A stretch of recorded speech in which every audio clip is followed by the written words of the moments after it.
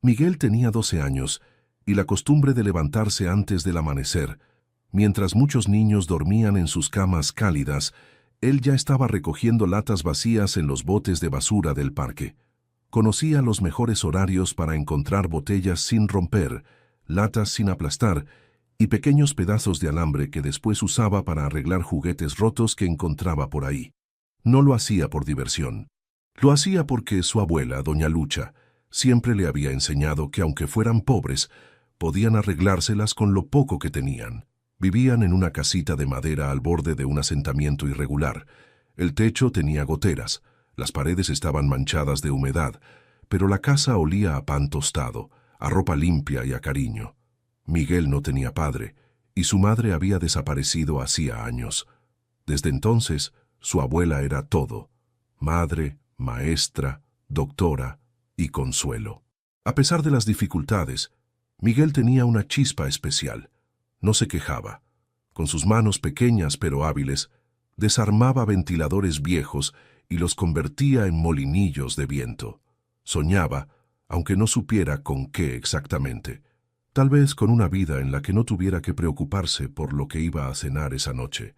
A solo unos kilómetros, pero en un mundo completamente distinto, Eduardo Salinas abría las cortinas automáticas de su recámara con solo presionar un botón. Su casa tenía vidrios que se oscurecían con el sol, pisos que se limpiaban solos y empleados que hablaban en voz baja para no molestarlo. Todo estaba perfectamente ordenado, como a él le gustaba. Eduardo era viudo desde hacía 2 años. Su esposa había muerto en un accidente de auto cuando regresaba de una consulta médica con su hija Isadora, que en ese momento tenía apenas 4 años. Desde entonces, Eduardo había cambiado. Se había vuelto más frío, más seco, más distante. Administraba sus empresas con mano dura y pocas palabras. Su dinero crecía, pero su vida se sentía cada vez más vacía. Isadora, su única hija, había quedado marcada por la pérdida.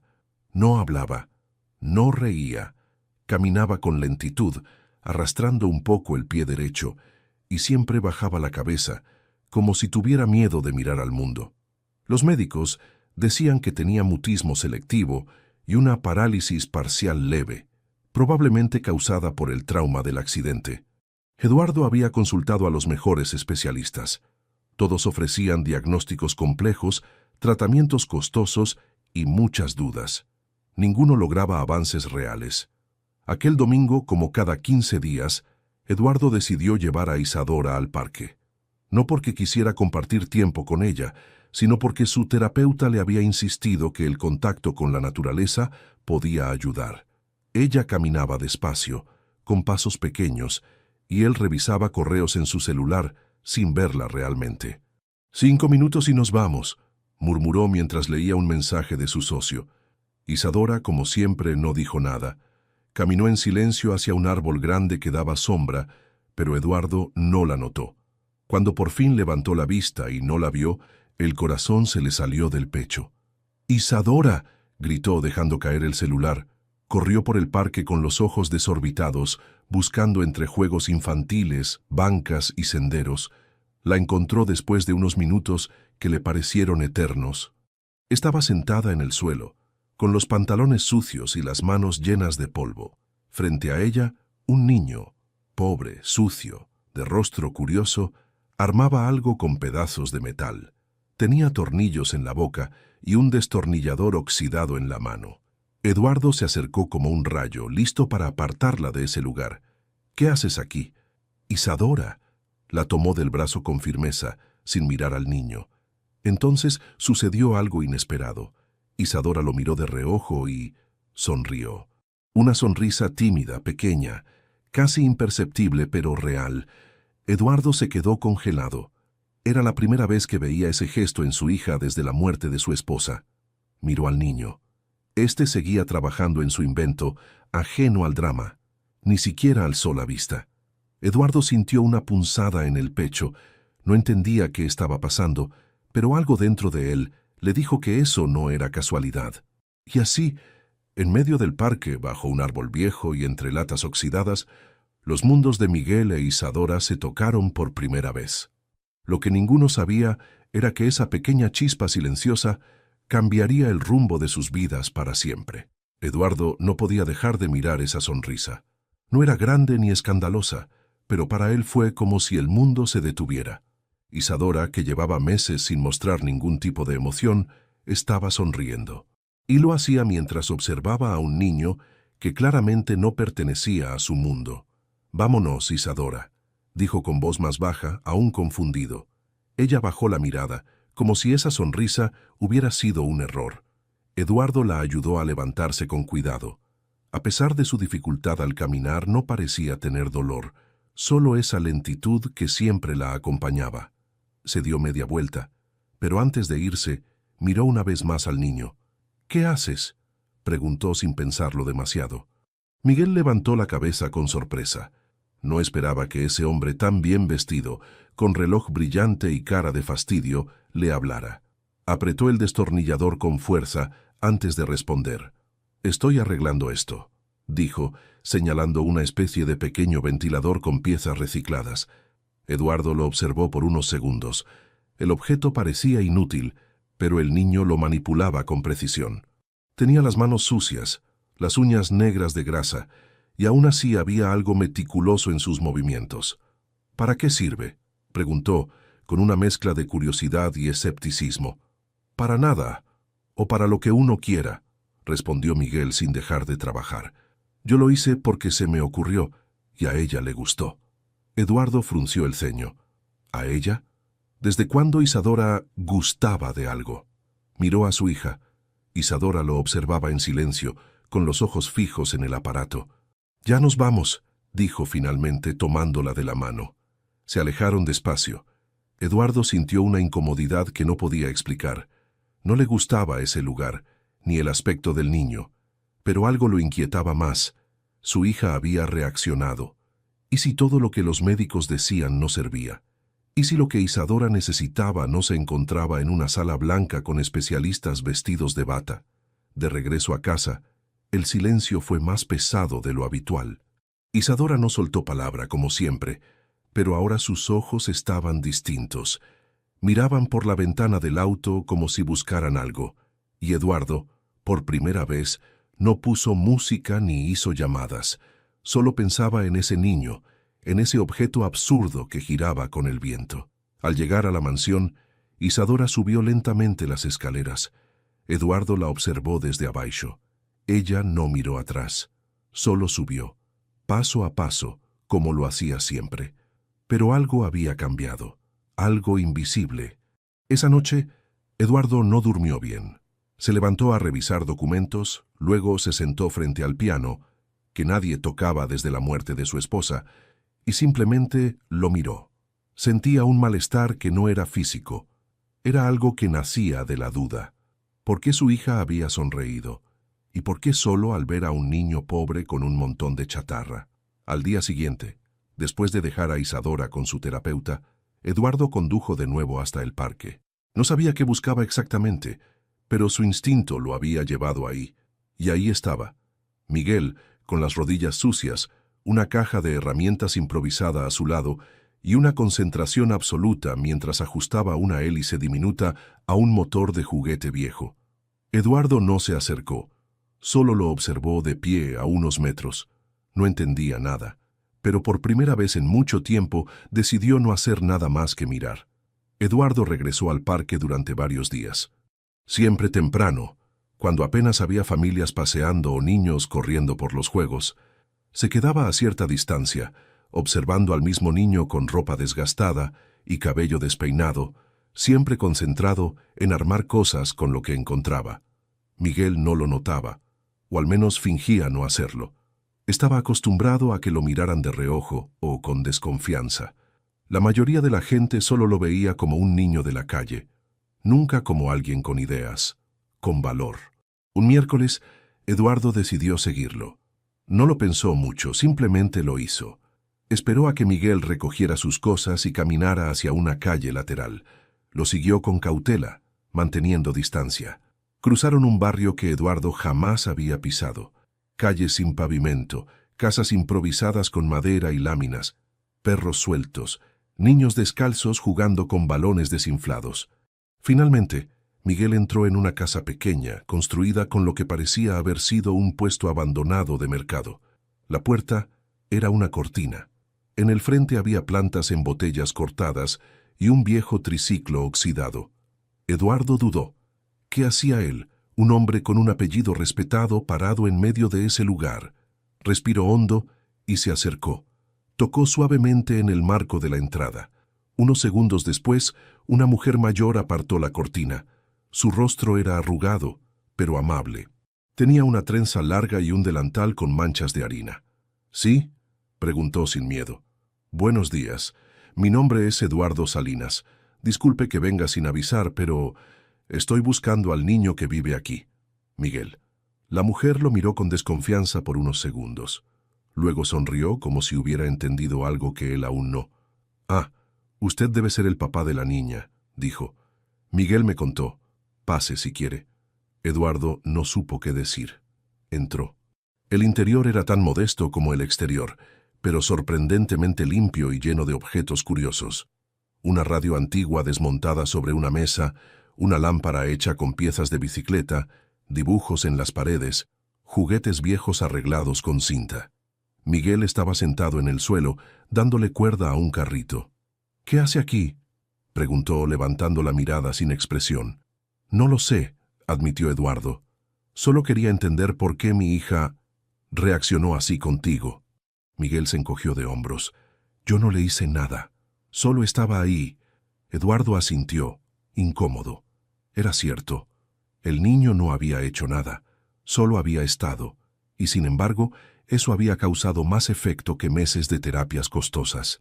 Doña Lucha, como se presentó la abuela, sirvió café en tazas de distinto tamaño. Hablaron poco. Ella le contó que criaba a Miguel desde que su hija, la madre del niño, había desaparecido. Nunca supo si se fue por decisión propia o si algo le había pasado. Solo quedó Miguel y ella. Eduardo observó el entorno. No había lujos ni orden perfecto, pero había algo que en su casa no existía desde hacía años: calidez. Antes de irse, Eduardo miró a Miguel de nuevo. ¿Te gustaría venir a mi casa algún día? Solo para que Isadora te vea. No sé si servirá de algo, pero... Miguel lo miró como si no supiera si era una trampa. Depende. ¿Puedo llevar mis cosas? Eduardo sonrió por primera vez en días. Claro que sí. Lleva lo que quieras. Y así, con una taza vacía en la mano y el estómago revuelto de emociones que no sabía nombrar, Eduardo entendió que tal vez su hija no necesitaba más médicos. Solo necesitaba sentir algo real. La mañana siguiente, Eduardo recogió a Miguel en su coche negro, estacionado frente a la casa humilde con techo de lámina. Era la primera vez que alguien así se detenía en esa calle. Los vecinos miraban con curiosidad, algunos con recelo, otros con envidia. Miguel salió con una mochila al hombro y una caja de cartón en las manos llena de tornillos, engranes, un motor de licuadora y 2 carritos rotos. ¿Estás seguro que puedo llevar todo esto?, preguntó antes de subir al coche. Sí, si a Isadora le gusta, a mí también me sirve, respondió Eduardo sin mucho convencimiento, pero con el intento de sonar amable. El camino fue silencioso. Miguel no hablaba si no era necesario. Observaba por la ventana con una mezcla de asombro y desconfianza. Cuando llegaron a la mansión, sus ojos se abrieron como platos. El portón automático se abrió y el coche entró por una calle adoquinada, rodeada de árboles perfectamente podados. La casa parecía un hotel, con ventanales enormes, paredes blancas impecables y fuentes que arrojaban agua limpia. Miguel bajó lentamente del coche, mirando todo con atención. ¿Aquí vive usted solo con su hija?, preguntó. Sí, y con 2 personas que nos ayudan en la casa, pero Isadora está arriba, descansando. Miguel asintió. Caminó detrás de Eduardo sin decir nada más. Entraron por una puerta lateral que daba al jardín trasero. Eduardo lo llevó a un salón amplio donde solía estar el piano. Le ofreció un espacio para que colocara sus cosas. «Puedes trabajar aquí», dijo. «Ella baja por las tardes con la terapeuta». Miguel no respondió. Se sentó en el suelo, sacó algunas piezas de su caja y empezó a unir cosas sin mirar mucho a su alrededor. Isadora bajó una hora después, lenta como siempre, con pasos arrastrados y la mirada fija en el suelo. Su terapeuta la seguía de cerca. Cuando llegaron al salón, ella se detuvo en seco. Al ver a Miguel, su expresión cambió. Miguel no dijo nada, solo levantó la cabeza, le sonrió un poco y siguió armando una hélice con alambre. Isadora caminó hacia él sin que nadie la empujara. Se sentó cerca, muy cerca, y empezó a mirar cada cosa que él tocaba. No hablaba, pero sus ojos brillaban. Eduardo observaba desde una esquina sin intervenir. Durante esa hora, la terapeuta no dijo ni una palabra. Se limitó a tomar notas con la boca entreabierta. Cuando terminó la sesión, se acercó a Eduardo y le susurró. Nunca la había visto moverse por voluntad propia hacia alguien. Nunca. Los días siguientes fueron similares. Miguel venía por las tardes, se sentaba en el mismo rincón, sacaba sus piezas, e Isadora lo esperaba. A veces él le enseñaba cómo girar una manivela, otras veces ella simplemente lo observaba. No había palabras, pero sí conexión. Una tarde, Eduardo entró al salón y encontró a Isadora de pie, con ambos pies firmes sobre el piso, intentando girar una rueda con las manos temblorosas. Miguel la miraba sin moverse, dejando que ella lo intentara sola. ¿Está bien?, preguntó Eduardo, conteniendo el impulso de intervenir. Sí. Está aprendiendo a fallar, respondió Miguel con una madurez que no esperaba de un niño. Eduardo no supo qué decir. Solo se quedó ahí, en silencio, viendo a su hija intentar, viendo a un niño que no tenía nada a enseñarle, lo que él, con todo su dinero, no había podido lograr. Y por primera vez Eduardo comenzó a preguntarse si había estado buscando la solución en el lugar equivocado todo este tiempo. Las semanas pasaron sin que Eduardo se diera cuenta. Cada tarde, Miguel llegaba puntual con su caja de inventos, se sentaba en el mismo rincón del salón y comenzaba a trabajar en silencio. Isadora lo esperaba con una paciencia que nadie le conocía y se sentaba cerca de él, cada vez más confiada, cada vez más presente. Eduardo los observaba desde lejos. Había dejado de intervenir. Ya no pedía explicaciones a los terapeutas, ya no programaba tantas sesiones, solo miraba. Se sorprendía con cada gesto de Isadora, cómo se incorporaba sin ayuda, cómo tomaba las piezas con delicadeza, cómo sonreía cuando Miguel le enseñaba algo nuevo. Una tarde, mientras revisaba correos en su despacho, escuchó una carcajada. No fue fuerte ni prolongada, pero sí clara, inconfundible. Se levantó de inmediato, salió al pasillo y se acercó al salón. Allí estaban. Miguel sostenía una especie de robot torpe con patas de madera y Isadora se tapaba la boca, riéndose con los ojos cerrados. Eduardo no dijo nada. Volvió a su despacho, se sentó en la silla y por primera vez en mucho tiempo lloró. Lloró en silencio, con los puños cerrados, sin entender del todo por qué. Tal vez por la alegría, tal vez por la culpa. Esa misma noche, durante la cena con un grupo de inversionistas, uno de ellos lo interpeló con aire burlón.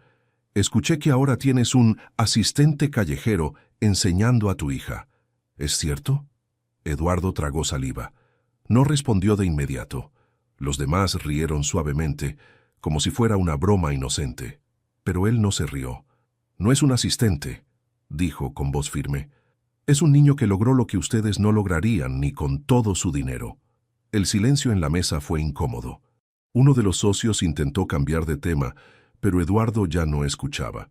Su mente estaba con Isadora, con Miguel, con esa pequeña risa que había escuchado horas antes. A la mañana siguiente, su hermana mayor, Laura, lo visitó. Llevaba meses insistiendo en un tratamiento en el extranjero para Isadora, y no podía entender cómo su hermano se estaba dejando llevar por fantasías. «Eduardo, esto es irresponsable. ¿De verdad vas a confiar el progreso de tu hija a un niño sin estudios? ¿Qué estás pensando?» «Estoy pensando en lo que veo», respondió él con calma. «Y lo que veo es que mi hija está volviendo a vivir. No me importa cómo se llama el método, ni quién lo aplica. Pero esto no es sostenible», insistió ella. «No puedes construir el futuro de Isadora sobre la base de un chico pobre y su caja de juguetes». Eduardo la miró con dureza. «Quizás tú no lo harías». Pero yo ya vi más vida en sus ojos en un mes con Miguel que en 2 años de tratamientos clínicos. Laura se fue sin despedirse. Eduardo cerró la puerta y se quedó unos segundos en silencio. Sabía que no todos entenderían. Sabía que muchos lo criticarían. Pero ya no dudaba. Lo que Miguel despertaba en Isadora no tenía nombre médico ni fórmula científica. Era humano, puro, real. Esa misma tarde, mientras los niños jugaban con una rueda que giraba con viento, Eduardo se acercó y se agachó junto a ellos. ¿Te puedo ayudar con eso?, le preguntó a Miguel. Miguel lo miró, sorprendido. Asintió sin hablar, y por primera vez, Eduardo dejó de ser espectador y empezó a formar parte. Los días empezaban a parecer distintos en la mansión. Ya no reinaba el silencio pesado ni las rutinas estrictas. Había risas, movimiento, incluso música a veces, cuando Miguel conectaba una radio vieja y lograba que funcionara durante algunos minutos antes de chispear. Isadora seguía sin hablar, pero ya no era la misma niña apagada de meses atrás. Caminaba con más firmeza, sus gestos eran más expresivos, y ahora iniciaba contacto visual, algo que antes parecía imposible. Sin embargo, no todos compartían la misma emoción. Los terapeutas, aunque sorprendidos, empezaban a mostrar reservas. Uno de ellos, el doctor Camacho, pidió una reunión urgente con Eduardo. «Lo que está pasando con Isadora es interesante, no lo niego», empezó el médico, sentado al borde del sillón con la voz medida. «Pero no podemos basar el tratamiento de una niña con necesidades específicas en la presencia de un chico sin formación. No es seguro ni estable». Eduardo cruzó los brazos, conteniendo su incomodidad. «Doctor, usted ha trabajado con mi hija por casi 1 año, y nunca la vi sonreír. Ahora que sonríe, que se mueve por voluntad propia, ¿me dice que es un riesgo? Lo que digo es que hay un nuevo protocolo clínico que está siendo probado en Europa. Nos han ofrecido una plaza para Isadora. Podría ser una oportunidad única, Eduardo. No hay garantía de éxito, pero sí respaldo médico». Eduardo se quedó en silencio. El nombre del instituto sonaba familiar, uno de esos lugares de vanguardia que prometían resultados sin prometer milagros. Un centro prestigioso, sin duda. «¿Y qué pasaría si la llevamos?», preguntó. «Tendría que permanecer al menos 2 meses internada con un equipo multidisciplinario. Usted podría acompañarla, por supuesto, pero durante ese tiempo tendría que romper todo vínculo externo que no esté dentro del plan terapéutico», explicó Camacho. Eduardo lo entendió. Eso incluía a Miguel. Esa noche no pudo dormir.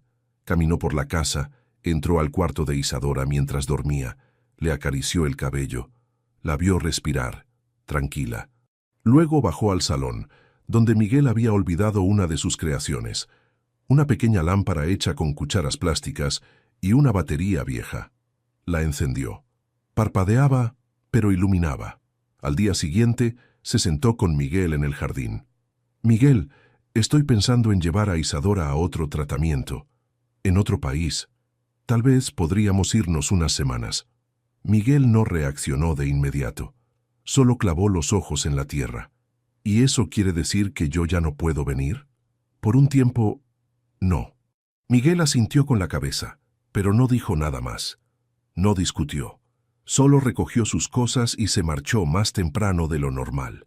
Isadora, al notar su ausencia por la tarde, se quedó junto a la ventana. No caminó. No se acercó a sus juguetes. Apenas comió. En los días que siguieron todo fue retroceso. Evitaba el contacto, ya no sonreía, y sus pasos volvían a ser torpes y cortos. Eduardo, frustrado y agotado, intentó hablarle.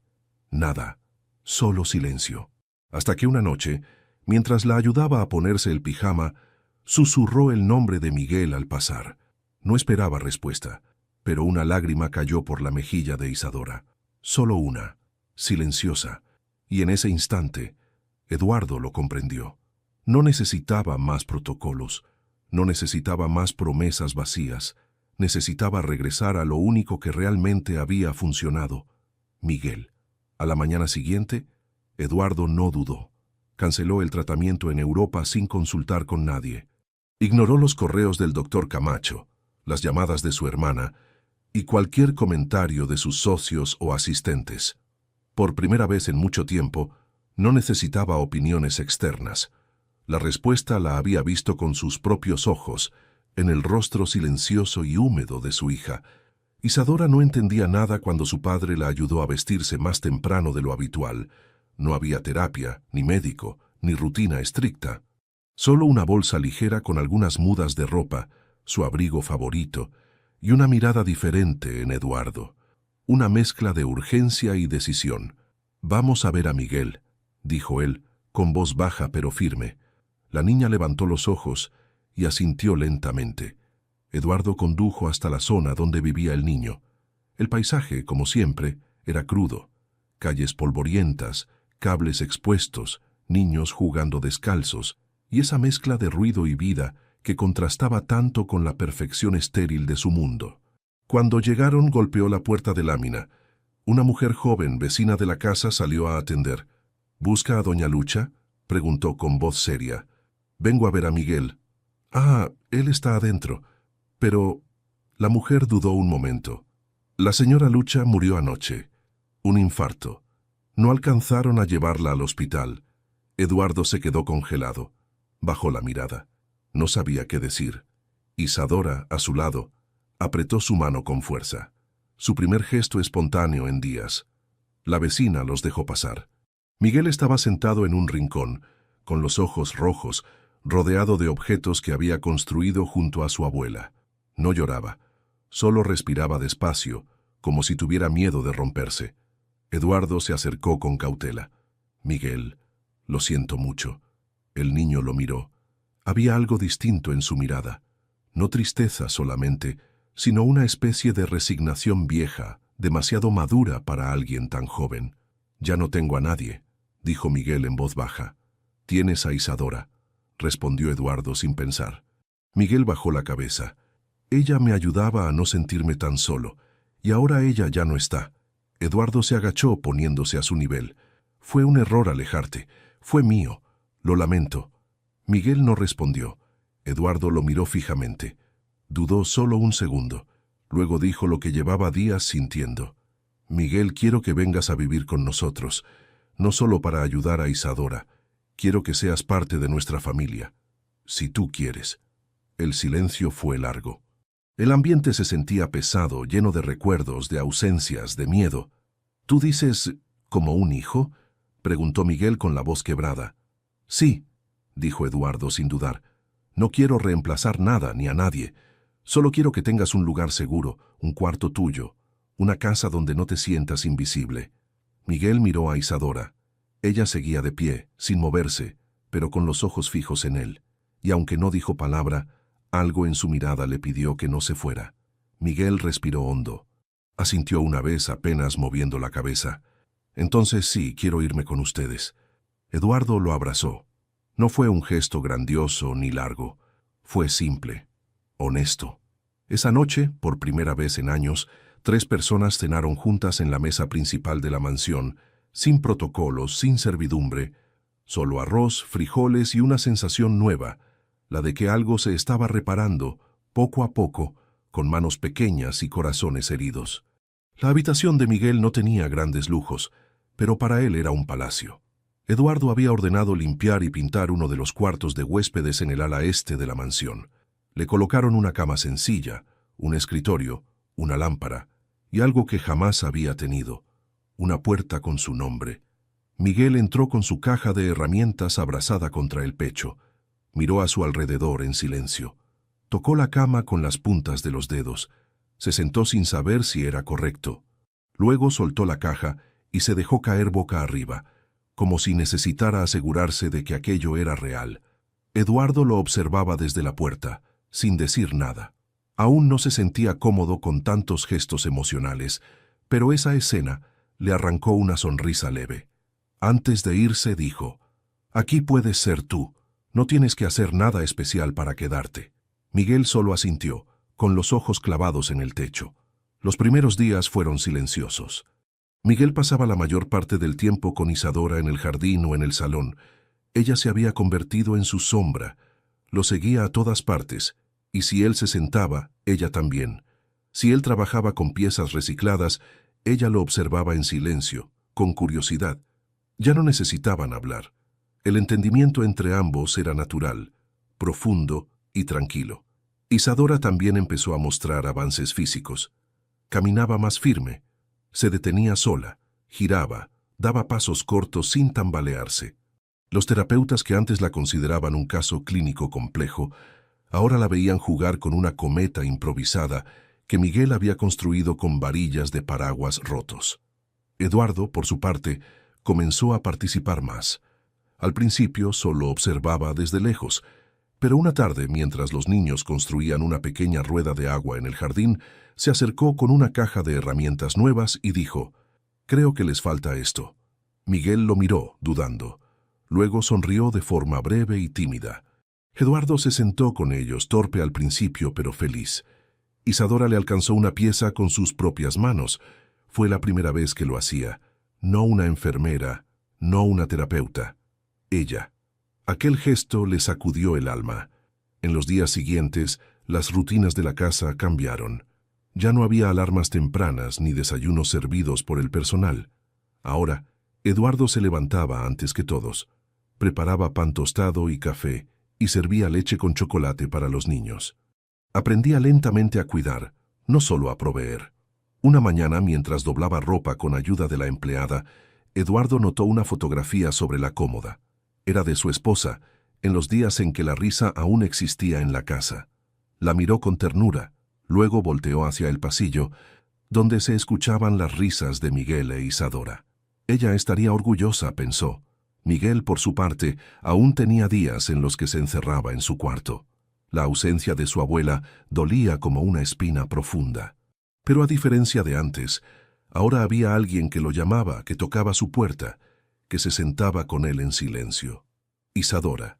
Una tarde, ella entró en su cuarto, se sentó en el suelo frente a él y le alcanzó una hoja con un dibujo. Era un círculo con 3 figuras dentro, 3 personas tomadas de la mano. Él entendió sin que ella dijera nada. Era su familia. Miguel no respondió con palabras. Solo se acercó y le revolvió el cabello, como hacía su abuela cuando él se sentía triste. Porque en esa casa, sin promesas ni protocolos, por fin comenzaban a ser una familia de verdad. Las semanas siguientes fueron una sucesión de pequeños milagros, no de esos que llenan titulares ni que requieren cámaras, sino de los que solo quienes observan con el corazón logran notar. Isadora, que antes evitaba el contacto físico, ahora tomaba de la mano a Miguel para caminar por el jardín. A veces incluso lo jalaba suavemente hacia donde quería ir, como si él fuera su brújula. Los terapeutas, que seguían asistiendo con cierta regularidad, no ocultaban su asombro. Uno de ellos, el más escéptico al principio, reconoció en voz baja a Eduardo. Nunca habíamos visto este tipo de respuesta. Es como si su cuerpo recordara moverse, porque tiene una razón. La razón tenía nombre y rostro, y dormía en la habitación del ala este, donde cada noche armaba alguna cosa extraña con alambres, engranes y botones que nadie sabía de dónde sacaba. Miguel también parecía cambiar. Aunque seguía siendo reservado, había adquirido una paz distinta. Dormía mejor, comía mejor y hasta su manera de hablar se había suavizado. Ya no se defendía con respuestas rápidas, empezaba a confiar. Un sábado por la mañana, mientras Eduardo revisaba unos papeles en la cocina, escuchó pasos apresurados. No era común. El sonido de pasos rápidos en esa casa era algo inusual, casi olvidado. Se asomó al pasillo, y ahí estaban, Isadora corriendo. No con soltura, pero corriendo. Miguel la seguía con una cuerda de colores en las manos. Eduardo dejó caer los papeles al suelo. «¡Isadora!», gritó sin pensar. Ella se detuvo, giró lentamente y lo miró. No dijo nada, pero levantó la cuerda como si fuera un trofeo. Su sonrisa era tan amplia que sus mejillas se tensaron. Eduardo caminó hacia ella, se arrodilló y la abrazó. Era la primera vez que lo hacía desde que su esposa había muerto. Isadora no se apartó, tampoco se tensó, solo cerró los ojos y lo dejó abrazarla. Miguel se quedó a un lado observando con las manos en los bolsillos. «¿Viste? Ya no se cae», dijo con tono tranquilo. Eduardo lo miró conmovido. Quiso decir algo, pero las palabras no le salieron. Lo único que hizo fue asentir y pasarle un brazo por el hombro en señal de gratitud. Miguel no se resistió. Más tarde ese día, Eduardo les propuso salir a caminar fuera del jardín. Un paseo real por la acera del vecindario. Miguel aceptó encantado. Isadora pareció dudar, pero al ver que Miguel tomaba su mano dio el primer paso. Caminaron los tres juntos, sin destino claro, saludando a vecinos que nunca antes habían visto a Eduardo sonreír. Algunos lo miraban con extrañeza, otros con respeto. Isadora avanzaba lento, con los pies firmes, mientras Miguel le marcaba el ritmo, y Eduardo les contaba cómo había sido esa misma calle cuando él era niño. No sabían que estaban siendo observados desde una ventana del otro lado de la calle. Laura, la hermana de Eduardo, los vio pasar con el ceño fruncido, apretando los labios. Esa noche, mientras Isadora dormía y Miguel terminaba un pequeño molino de viento con cucharitas plásticas, Eduardo se le acercó. «Gracias por estar aquí», le dijo. Miguel lo miró sorprendido, bajó la vista y susurró: «Yo también necesitaba un lugar». Eduardo se inclinó y puso la mano sobre su hombro. «Ya lo tienes, hijo». Miguel tragó saliva. No respondió. Pero esa noche durmió abrazado al dibujo que Isadora le había hecho días atrás, como quien finalmente encuentra un hogar sin tener que pedirlo. Una mañana gris, mientras Eduardo organizaba unos documentos en su despacho, encontró una vieja caja de cartón al fondo de un armario. No la reconoció de inmediato. Estaba cubierta de polvo, con cinta adhesiva reseca y etiquetas borrosas. La llevó al escritorio y la abrió con curiosidad. Dentro había recuerdos olvidados, cartas, fotografías, dibujos de Isadora cuando era muy pequeña, y al fondo un sobre cerrado con la caligrafía de su esposa. Eduardo lo tomó con cuidado. El papel estaba amarillento, pero intacto. Lo abrió. Leyó en silencio. Era una carta escrita por su esposa poco antes de morir.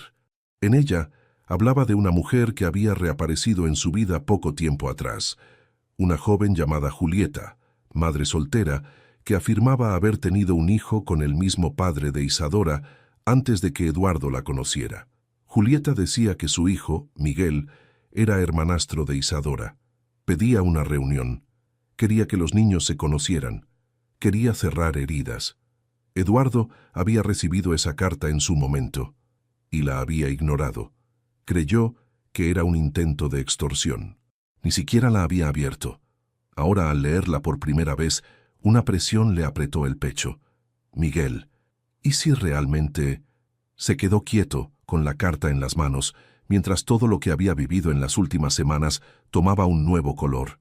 La conexión entre Miguel e Isadora, la forma en que ella lo había aceptado desde el primer instante, la calma que encontraban estando juntos. ¿Y si la sangre hablaba más fuerte de lo que él había imaginado? Más tarde, ese mismo día, Eduardo preparó la comida junto a Miguel. Mientras cortaban verduras, el hombre dudó unos segundos. Luego, sin levantar la mirada, preguntó: «Miguel, ¿alguna vez tu mamá te habló de tu papá?» Miguel dejó el cuchillo sobre la tabla y se quedó quieto. Muy poco. Solo decía que era alguien que la había dejado sola, que era mejor no buscarlo. Eduardo asintió.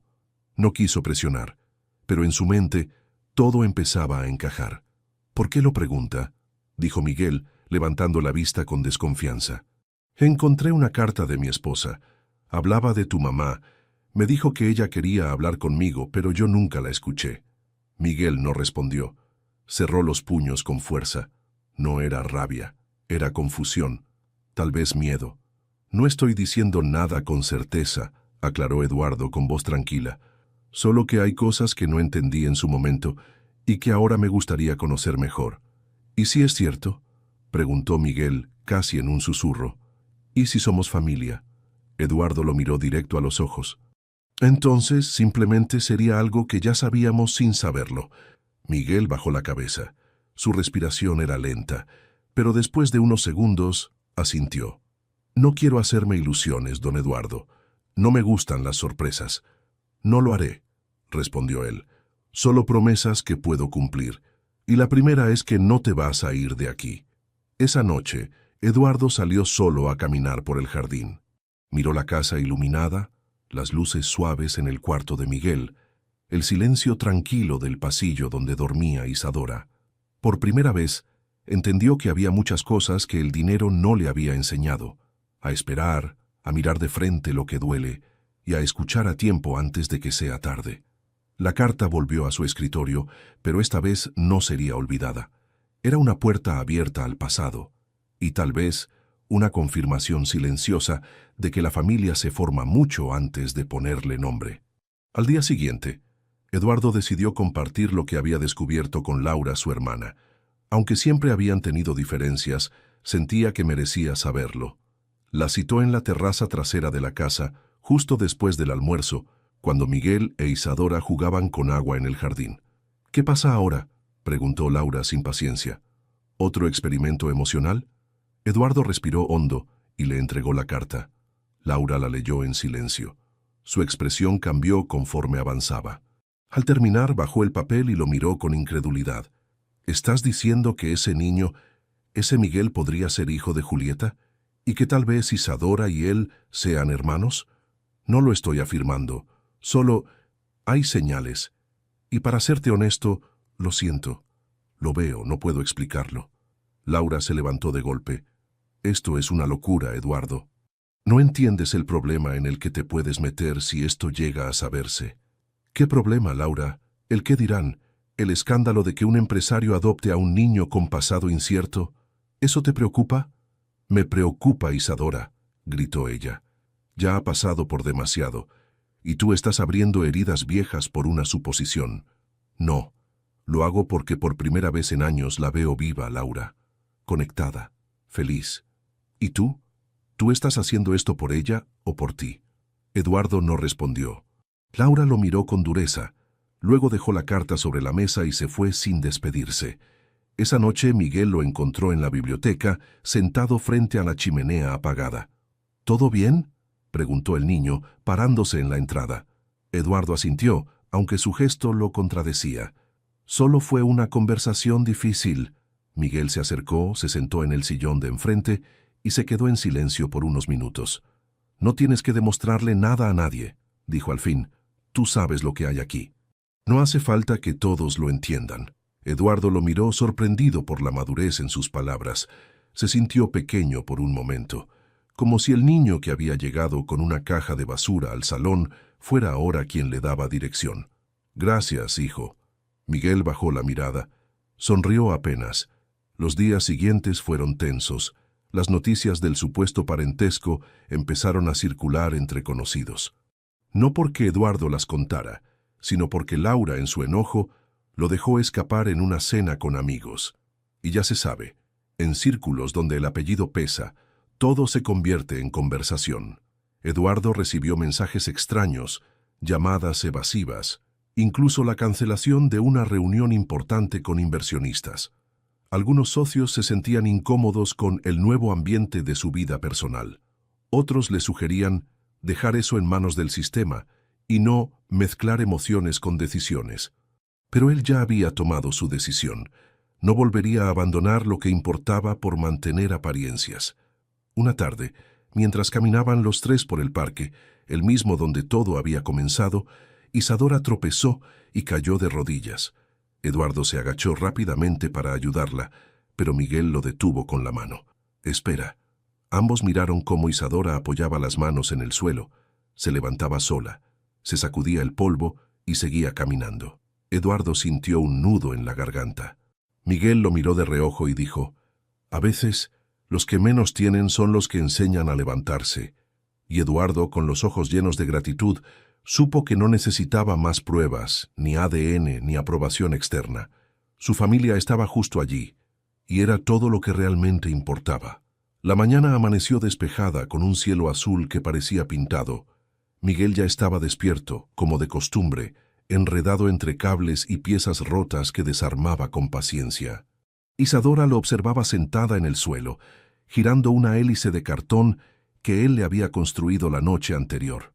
Eduardo entró al salón con 2 vasos de jugo en la mano. Los dejó sobre la mesa baja y se quedó unos segundos en silencio, contemplando la escena. Jamás se habría imaginado que algo tan simple, un niño y su caja de herramientas, lograría transformar su vida por completo. «Hoy es un buen día para salir», dijo. «¿Qué les parece si vamos a caminar al centro?» Miguel alzó la vista y asintió. Isadora sonrió y se puso de pie sin que nadie la ayudara. Cada paso que daba era más firme, más seguro. Eduardo se agachó para atarle los cordones de los zapatos y por reflejo le acarició la mejilla. «Estás cada vez más fuerte», le dijo con ternura. Isadora lo miró fijamente por un segundo. Parecía contener algo. Luego desvió la vista, como si le pesara lo que quería decir, y no podía. Llegaron al centro poco después del mediodía. Eduardo compró helados, y los tres se sentaron en una banca frente a la fuente principal. Isadora se comía el suyo lentamente, disfrutando cada bocado. Miguel le enseñaba cómo tirar piedritas al agua sin hacer muchas ondas.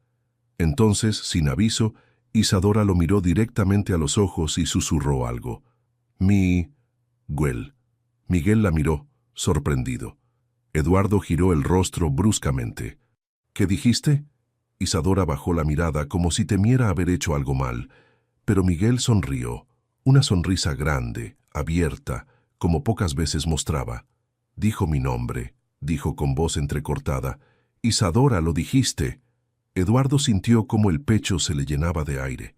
Se agachó delante de su hija, le tomó las manos y esperó a que ella lo mirara. «¿Puedes repetirlo?» Isadora abrió la boca despacio, como si el sonido fuera una mariposa frágil escapando de entre sus labios. «Miguel», dijo de nuevo más claro esta vez. Eduardo cerró los ojos. Se quedó así unos segundos, solo respirando. Luego, sin contenerse, abrazó a su hija con fuerza. Ella, por primera vez, le devolvió el abrazo. La gente que pasaba por la plaza los miraba sin entender. Para ellos era solo una niña diciendo un nombre. Para Eduardo era el momento más importante de su vida. De regreso en casa, todo parecía distinto. La luz entraba más cálida, los pasillos no parecían tan largos, y hasta el silencio sonaba más amable. Esa noche, Eduardo se sentó junto a Miguel en el porche. El niño tallaba un pedazo de madera con su navaja vieja. «¿Sabes qué significa esto, verdad?», dijo Eduardo. «Isadora está abriendo la puerta, está encontrando su voz». Miguel asintió sin dejar de tallar. «No lo hizo por mí, lo hizo porque quiso. Yo solo estuve ahí. Eso es lo más importante. Estar ahí», respondió Eduardo. «Yo no supe hacerlo por mucho tiempo». Miguel lo miró serio. Luego bajó la vista. «Ya sabes hacerlo». La noche cayó tranquila. Isadora dormía con su peluche en brazos. Miguel guardaba sus herramientas en su caja.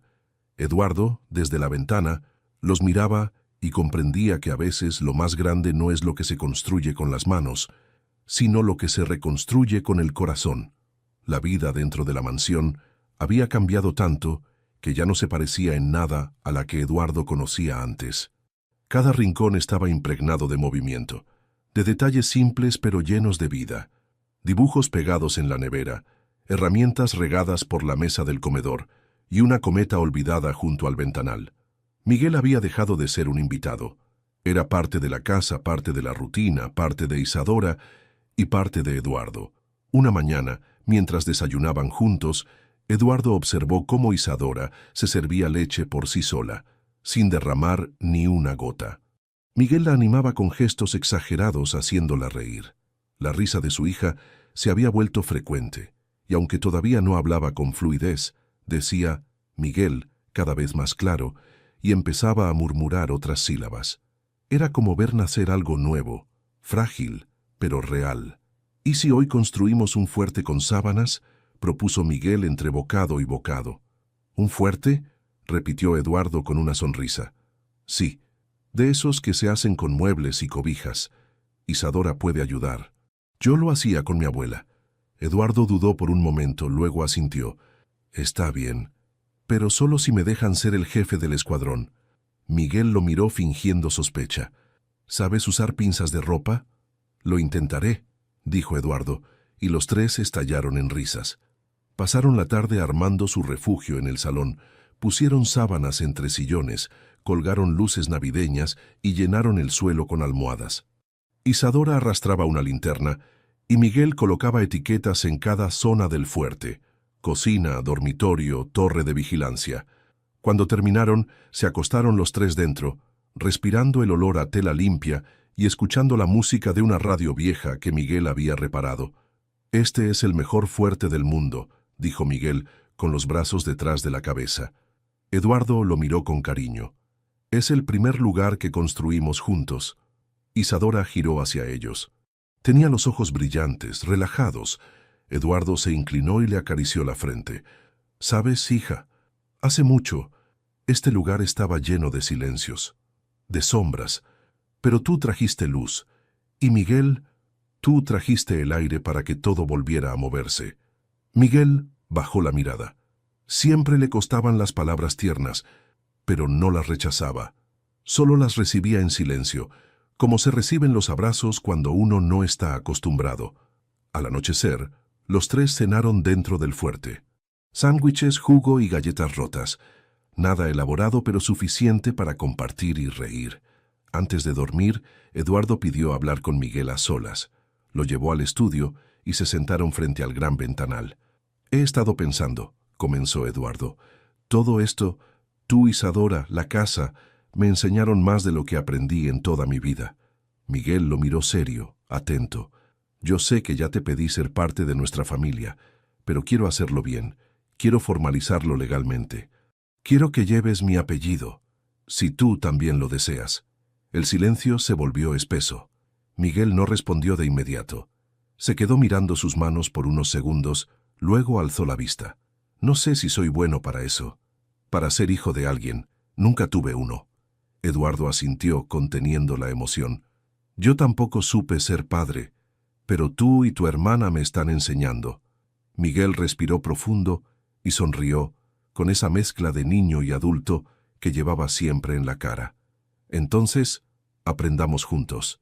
Esa noche, mientras Isadora dormía tranquila en su cama y Miguel organizaba sus cosas en su nueva cómoda, Eduardo salió al jardín, miró al cielo estrellado y por fin entendió que el hogar no es el lugar donde uno vive, sino donde uno es querido sin condiciones. Pasaron los meses, las estaciones cambiaron y con ellas también la casa, no en su estructura, sino en su ritmo, en su alma. Aquella mansión silenciosa, que una vez fue símbolo de rigidez, ahora era un lugar de movimiento constante. Risas que cruzaban los pasillos, pasos que corrían por el jardín, dibujos colgados en la pared con cinta adhesiva y migas de pan olvidadas en la cocina. Isadora caminaba con soltura. Seguía en terapia, claro, pero ya no por obligación, sino por decisión. Ahora ella elegía sus actividades, participaba con entusiasmo, y aunque sus palabras aún eran escasas, su presencia lo decía todo. Miguel asistía a una pequeña escuela cercana, donde rápidamente se ganó la admiración de los profesores por su creatividad y la manera en que solucionaba problemas con herramientas improvisadas. Pero más allá de eso, lo que más llamaba la atención era su forma de mirar a los demás. Directa, sin miedo, con una madurez que no correspondía a su edad. «Ese niño tiene algo especial», decía la directora al padre de otro alumno. «No sé qué vivió, pero sabe quién es. Y eso no se enseña».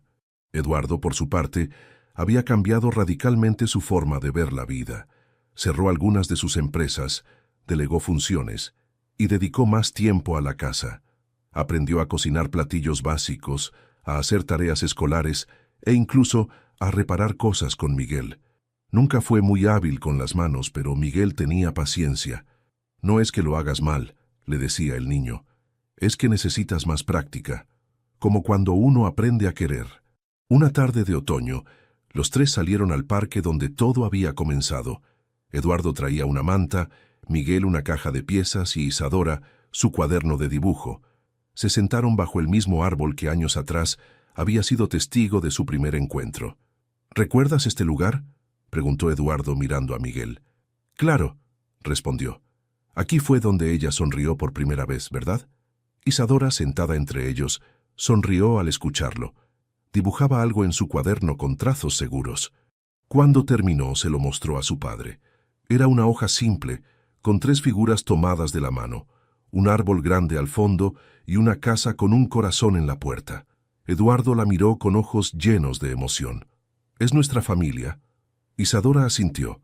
Miguel la miró con ternura, y ella, como si fuera lo más natural del mundo, dijo dos palabras que aún no había dicho jamás. «Mi familia». Eduardo se cubrió la boca con la mano. No era un grito ni una frase larga, ni siquiera perfectamente pronunciada, pero era real, era su voz. La abrazó con fuerza, y Miguel los rodeó a ambos con sus brazos. Allí, bajo ese mismo árbol, con el sol filtrándose entre las hojas, la historia cerraba un círculo invisible. No hacía falta sangre para ser familia, no hacía falta un apellido para pertenecer, solo hacía falta amor, y el coraje de quedarse cuando todos los demás se van. La vida no les había dado caminos fáciles, pero los había reunido, y eso en un mundo tan incierto era el verdadero milagro. Si esta historia tocó tu corazón tanto como a nosotros al contarla, déjanos saber en los comentarios qué parte te emocionó más. ¿Fue la primera sonrisa de Isadora? ¿O el momento en que Miguel encontró un hogar? Tu opinión nos ayuda a seguir creando relatos que nos recuerdan lo verdaderamente importante: el amor, la empatía y las segundas oportunidades. No olvides darle me gusta al video, compartirlo con alguien que necesite una historia de esperanza y suscribirte al canal para no perderte las próximas. Queremos saber, ¿desde qué país estás viendo este video? Cuéntanos en los comentarios y sé parte de esta comunidad que cree en el poder de las historias reales.